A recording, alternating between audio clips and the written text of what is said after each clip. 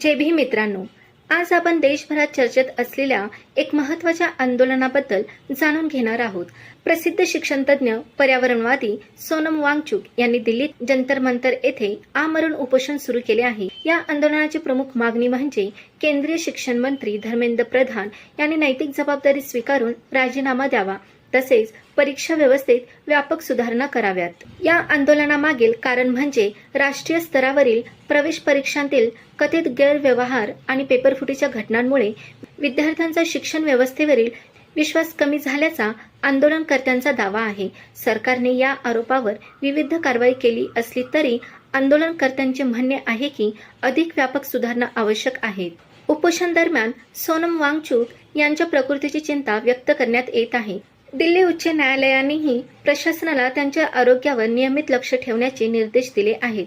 दरम्यान या आंदोलनाला काही सामाजिक कार्यकर्ते, कलाकार, राजकीय नेत्यांनी पाठिंबा दर्शवला आहे, तर सरकारकडून अद्याप शिक्षण मंत्र्याचा राजीनाम्याबद्दल कोणतीही घोषणा करण्यात आलेली नाही।